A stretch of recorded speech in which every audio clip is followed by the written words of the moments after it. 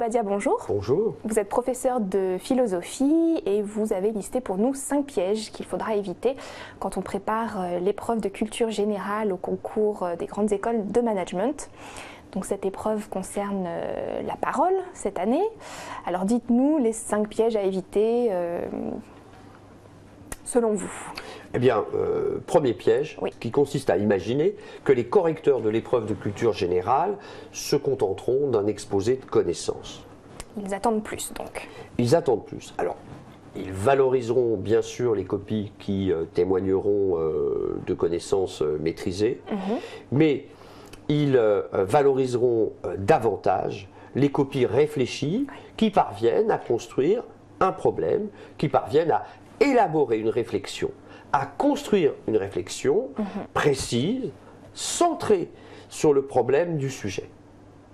Ils apprécieront donc évidemment le travail fourni pendant l'année par les candidats et dont témoignerait leur copie, mais encore une fois, ils ne valoriseront pas et pénaliseront même les copies qu'on pourrait appeler les copies catalogues. Attention donc. Deuxième piège à éviter. Deuxième piège à éviter, toujours de type, je dirais, méthodologique. Imaginez qu'il existe des plans types, donc que le plan de la dissertation est indépendant de son contenu. Que les choses, s'il faut le dire clairement aux préparationnaires, que les choses soient claires. En effet, c'est l'approfondissement du contenu de la réflexion qui seul peut déterminer le plan. Le plan est donc immanent au développement de l'analyse et il n'est pas indépendant de la matière de l'analyse. Un troisième piège méthodologique. Oui, qui consisterait à imaginer qu'il y a des références obligées. Au contraire, il faut que les candidats comprennent qu'ils sont invités à mobiliser la culture la plus diversifiée et, pour ainsi dire, la moins soporifique. Il ne faut donc pas hésiter à sortir des sentiers battus des références doctrinales pour surprendre le correcteur. Quel serait le quatrième piège qui concerne cette fois-ci directement le thème de la parole? Bien, ce quatrième piège, il consiste à confondre l'action de parler et celle qui consiste à proférer des paroles et qu'on appelle la prolation.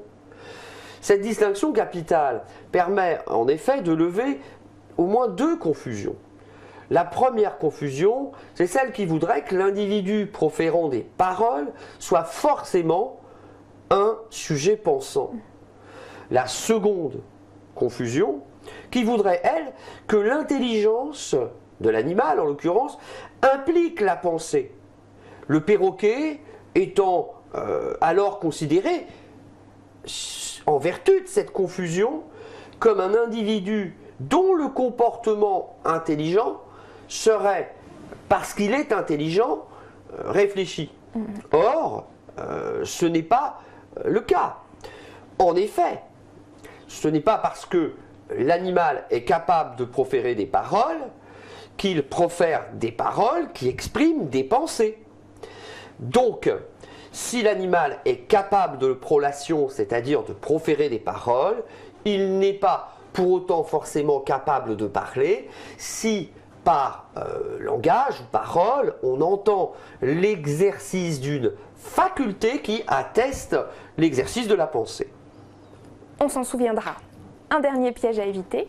Bien, dans le prolongement, je dirais, du piège précédent, c'est le piège qui consisterait à considérer que le langage humain est assimilable au langage de gesticulation, c'est-à-dire au système de communication animal. Or, si on peut expliquer les langages de gesticulation par l'instinct de l'animal et comme le produit d'un mécanisme corporel dont l'instinct serait le moteur et l'intelligence, pour ainsi dire, le levier, il est clair, en revanche, que l'homme seul peut parler, et que l'homme seul peut parler sans que ses paroles prennent pour objet ses besoins corporels, ce qui atteste donc leur intentionnalité et ainsi la capacité chez l'homme de s'affranchir des déterminismes naturels par où l'on voit qu'il y a bien dans la parole humaine quelque chose qui excède les systèmes de communication animale.